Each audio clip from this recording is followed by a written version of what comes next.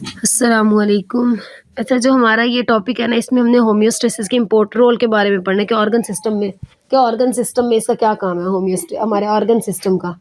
Homeostasis पहले हमने जो पढ़ा है वो हमने इम्पोर्टेंस पढ़ी है कि होमियोस्टेसिस की इम्पोर्टेंस क्या है और होमियोस्टेसिस है क्या। और अब हमने इसमें क्या पढ़ना है कि हमारे जो बॉडी के अंदर डिफरेंट ऑर्गन सिस्टम मौजूद होते हैं, उन ऑर्गन सिस्टम का होमियोस्टेसिस के अंदर क्या काम है।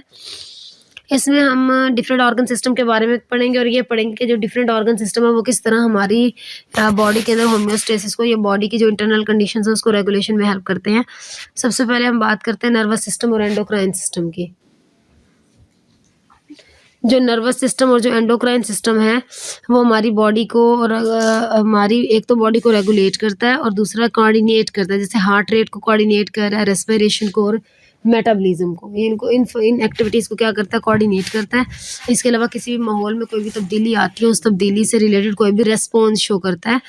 ठीक है, इसको ये हमारा नर्वस कोऑर्डिनेशन और क्या एंडोक्राइन नर्वस सिस्टम और एंडोक्राइन सिस्टम जो है ये दोनों मिलके क्या कर रहे हैं, इन बॉडी की एक्टिविटीज़ को रेगुलेट कर रहे हैं। उसके बाद हमारे पास आता है रेस्पिरेटरी सिस्टम। रेस्पिरेटरी सिस्टम क्या करता है, रेस्पिरेटरी सिस्टम ये इंश्योर करता है कि बॉडी रिसीव कर रही है इतनी ज़्यादा ऑक्सीजन कि वो सेलुलर रेस्पिरेशन में यूज़ कर सके, और फिर फिर जब सेलुलर रेस्पिरेशन हो जाती है उसके नतीजे में जो कार्बन डाइऑक्साइड प्रोड्यूस होती है उसको बॉडी से बाहर भी रिलीज करवाने का काम भी रेस्पिरेटरी सिस्टम का ही होता है।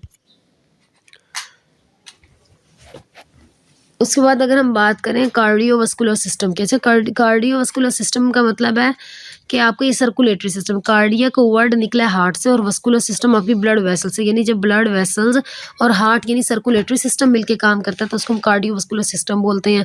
कार्डियोवास्कुलर सिस्टम हमारे बॉडी के टेम्परेचर को और पीएच लेवल को मेंटेन करके रखता है, उनको रेगुलेट करता रहता है। It also ensure all the cells receive necessary substances for proper functioning, और ये देखता है कि जितने भी हमारी बॉडी के अंदर स्ट्रक्चर्स या सेल्स मौजूद है क्या उनको इतनी ऑक्सीजन मिल रही है कि प्रॉपर फंक्शन परफॉर्म कर सके। क्योंकि हमारा जो ब्लड सर्कुलेटरी सिस्टम है, इस सिस्टम ने क्या करना होता है, इस सिस्टम ने सारे जो है ब्लड को, न्यूट्रिएंट्स को, ऑक्सीजन को, डाइजेस्टिव मटेरियल को, वेस्ट को, सारी चीज़ों को जो है हमारा ब्लड सर्कुलेटरी सिस्टम ही ट्रांसपोर्ट करता है। तो ये सिस्टम ही हमारा इंश्योर करवाता है।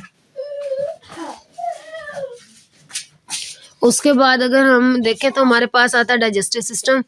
अच्छा, डाइजेस्टिव सिस्टम का क्या काम है, डाइजेशन में हेल्प करता है, यानी आपके प्रॉपर जो डिस्ट्रीब्यूशन है न्यूट्रिएंट्स की, cell to cell energy growth and repair की, आपकी बॉडी को, आपके हर सेल को एनर्जी के लिए, ग्रोथ के लिए और रिपेयरिंग के लिए न्यूट्रिएंट्स की ज़रूरत होती है।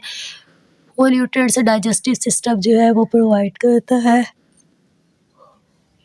क्योंकि डाइजेस्टिव सिस्टम का काम डाइजेशन में है, तो इसने डाइजेशन करके सारे न्यूट्रिएंट्स को आगे ट्रांसपोर्ट करवाना है। उसके बाद मस्कुलर सिस्टम और स्केलेटल सिस्टम। ये मस्कुलर सिस्टम में आपके मसल्स आ जाते हैं और स्केलेटल सिस्टम में आपका ढांचा आ जाता है। ये मेंटेन करता है आपकी बॉडी की पोस्चर्स को, आपका सपोर्ट प्रोवाइड करता है और मूवमेंट प्रोवाइड करता है। ये स्केलेटल सिस्टम और मस्कुलर सिस्टम का काम है कि आपकी बॉडी की पोस्चर्स को, पोजिशन को मेंटेन करना, आपको सपोर्ट प्रोवाइड करना और आपको मूवमेंट करवाना। उसके बाद आता है यूरिनरी सिस्टम। यूरिनरी सिस्टम का क्या काम होता है, यूरिनरी सिस्टम जो है ये एक्सक्रीटरी सिस्टम है। इसका काम होता है बॉडी से एक्स्ट्रा वेस्ट को रिमूव करवाना। तो ये क्या करता है, ये एलिमिनेट करता है वेस्ट मटेरियल को बॉडी से। इसके अलावा ये वाटर और सॉल्ट की बैलेंस को भी मेंटेन करता है बॉडी के अंदर, और बॉडी के अंदर ब्लड वॉल्यूम को, यानी ब्लड की जो वॉल्यूम है उसको मेंटेन रखता है, ब्लड प्रेशर को मेंटेन रखता है। उसके अलावा पीएच लेवल जो है उसको भी मेंटेन रखता है, क्योंकि इससे डिफरेंट आयंस वगैरह उसको बॉडी से बाहर, या डिफरेंट सब्सटेंसेस को बॉडी से बाहर रिमूव करवा के बॉडी का जो वॉल्यूम है, बॉडी में जो ब्लड का वॉल्यूम उसको मेंटेन रखता है, ताकि ब्लड के अंदर जो डिफरेंट सब्सटेंसेस हैं उनके वॉल्यूम को मेंटेन किया जाए, ताकि हमारी बॉडी के डिफरेंट फंक्शंस जो हैं वो सही से परफॉर्म हो सके। उसके बाद हमारे पास आता है इंटीग्यूमेंट्री सिस्टम। अच्छा, जो इंटीग्यूमेंट्री सिस्टम है ना, ये हमारा जो है स्किन बनाता है। मतलब ये स्किन की कवरिंग जो होती है ना, इंटेग्यूमेंट वर्ड निकला है कवरिंग से। जो स्किन की कवरिंग है ना उसको हम इंटेग्यूमेंट भी बोलते हैं। जैसे सीड के ऊपर जो कवरिंग होती है उसको सीड कोट भी बोलते हैं और इंटेग्यूमेंट भी, तो हमारी स्किन को हम इंटेग्यूमेंट भी बोलते हैं। तो जो हमारा स्किन बनाने वाला सिस्टम है उसको हम इंटेग्यूमेंट्री सिस्टम बोल रहे हैं। जो इंटेग्यूमेंट्री सिस्टम है वो बैरियर के तौर पे प्रोटेक्ट करता है, बैरियर के तौर पे काम करता है, और वो प्रोटेक्ट करता है हमारी बॉडी को एक्सटर्नल फैक्टर से, यानी एक्सटर्नल जो बाहरी इन्वायरमेंट में कोई जर्म्स वगैरह आ गए, इंसेक्ट्स आ गए, इसके अलावा कोई टेम्परेचर वगैरह हार्श हो गया, ठीक है, ये प्रेशर वगैरह अप्लाई हुआ, तो ये सारे एक्सटर्नल फैक्टर्स हैं तो ये इन एक्सटर्नल फैक्टर से जो है इस एक्सटर्नल फैक्टर के अगेंस्ट बैरियर के तौर पे काम करता है। इसके अलावा ये हमारी बॉडी में टेम्परेचर को रेगुलेट करता है स्वेटिंग करके, ठीक है। पसीने के ज़रिए ये बॉडी के टेम्परेचर को भी क्या करता है, रेगुलेट करता है। ये हमारे पास इम्पोर्टेंस थी।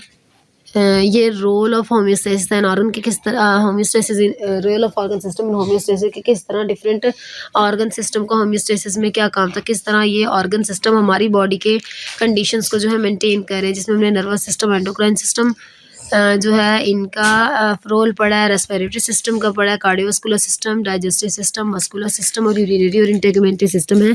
ये सारे सिस्टम क्या करते हैं, मिलके काम करते हैं और आपकी बॉडी के डिफरेंट फंक्शंस को जो है मेंटेन रखते हैं।